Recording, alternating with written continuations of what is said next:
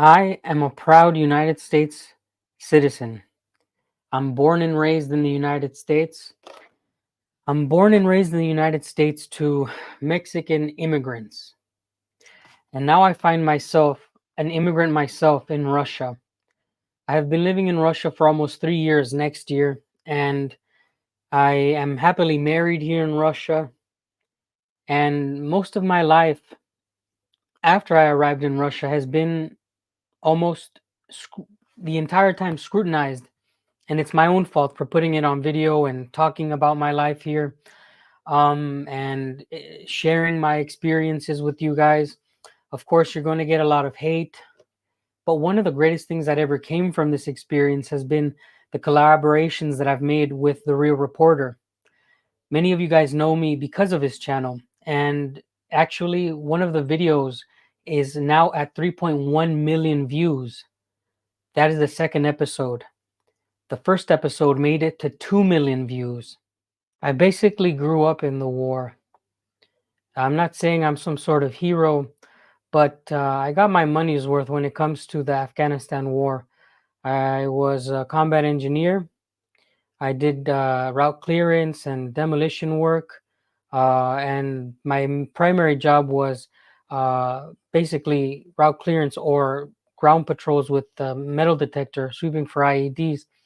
And the majority of the time I spent outside of the wire. Outside of the wire means on actual combat missions. And I got so much of this you never really live until you almost die experience. And when you go through stuff like that, like I said, you need to travel because you need to get away from the ordinary. You get so used to this average world when you come back from war.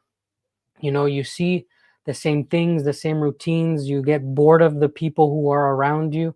You can't really relate to them because they're not living in the reality that you were in. Now, I don't know to this day if war is the truth or if now that I'm back, it's the truth. But damn, did the war feel real. Every version of every emotion, every feeling, it was at its purest in the war. In the war, I felt the deepest of love. In the war, I felt the deepest of sadness to its purest form. This is how I describe it. In the war, I was the happiest ever.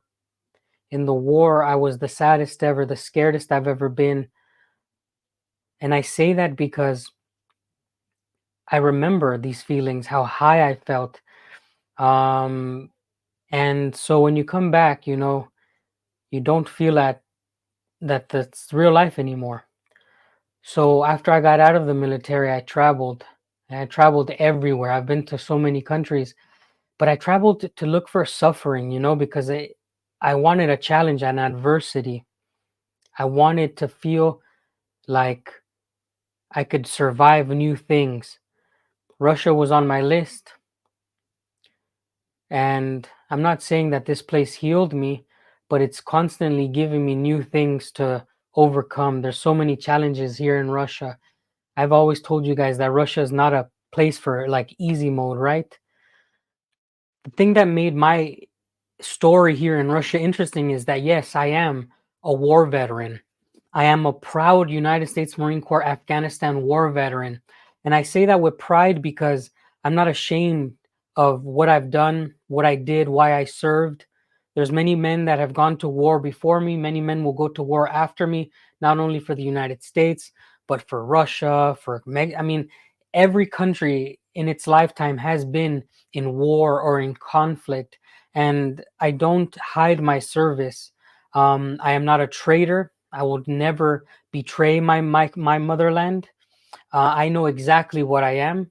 I'm a Mexican American. I'm a proud Mexican American. And when I contacted Constantine, he came here to this small town in Siberia, and he made those videos about my life. Now, this is basically an introduction to the third video. Check this small clip from the new episode. In 2022, I traveled to a remote Siberian town near Lake Baikal to capture a story that seemed almost unreal. An American war veteran who served in Afghanistan had moved to Russia, searching for what many people yearn but not typically in a sleepy Siberian town. Daniel was in pursuit of peace and happiness. Now, 2.5 years later, Dan is still living in Sludyanka and he's getting married. In this episode, we're diving into the remarkable Russian journey of a U.S. Marine, giving you an unfiltered look at provincial Russia. You can see these everywhere. And we're celebrating at a rural Russian wedding. I had a really good job in the United States. You know, I had a future that I was drawing out there, but now it just went boom, and it's completely done. I still sometimes cannot believe it that I'm still here.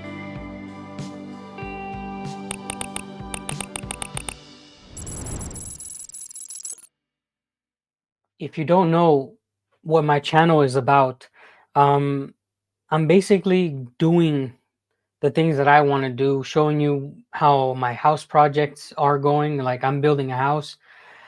I'm also sharing my life when I got married. I'm also talking about new politics and laws that pass in Russia. I try to help people move around the world, not just Russia. I encourage Americans, because I am a proud American. I encourage Americans to go and live free wherever they want, because that is our right as Americans. If you're wanting to go somewhere and experiment living in Mexico, tons of people are now retiring in Mexico. I support that. If you want to go and spend your time in Vietnam, I don't know, random places, I encourage that. But I would never look down on you for choosing another country besides the United States. You know, you're not born to be a slave to any one land. You're not born with chains, right? So when I make these videos, I expect people to respect my decision to get married here. And a lot of people want to know why. Why did you get married? Not with your American citizenship. Why do you fly the Mexican flag? Well, guys, if I got married under my American citizenship, my government would have never recognized my marriage enough to give my wife citizenship or a residency or a visa of any kind. I would have to pay thousands of dollars just so that my wife could go see my family. So instead, I opted to get married with my Mexican citizenship. Now, the thing is, guys, with my Mexican citizenship, she can receive her visa to go visit Mexico immediately, and her residency would be given to her very quickly, and her citizenship would be given to her very quickly, because Mexico is a country that recognizes a matrimony. And you know, it's just very sad that I have to do that kind of stuff, right? But thank God for my mother for being Mexican, because through her, I can give my wife a better option for traveling. You know, the Russian passport right now is being completely blocked by many people on the West. So the Mexican passport is very strong in this occasion. I can't imagine leaving Russia knowing that I can have so many of these things that I've planned for myself, that I'm working so hard for. It's just a shame that this is happening. You know, I decided to come now because, you know, there was COVID, and then this conflict started, and I had planned this trip for so long, and I came in April 2022, and I am not giving up this dream. I am not giving up my goals here, and I wouldn't expect anyone to give up their goals. If you're watching this from any country outside of the United States, it can be you in the future, right? It can be you, that you're in a country that the West just puts the magnifying glass on and just targets it. So the only reason why I'm even in this position is because I went to a country that was actually in conflict with the West, right? The West wants Russia done, or I don't know what it wants, the sanctions, the conflict, all of this craziness going on. If it wasn't for all of that, we wouldn't be having this conversation. But just know that right now it's me and it's a bunch of other people from my country living here who are scrutinized for being here. Tomorrow it could be you. Tomorrow it could be you in Mexico, and the United States cuts ties with Mexico and just sees it as a terrorist country. So keep that in mind. I am determined to make my life here. I am determined to build my home and start a family here. And actually, it's not that I fled the United States. I came to Russia to explore and get away from the normality of life. When you've been through war, it's said that you've never really lived until you almost died. And I wanted to experience something different, something extreme.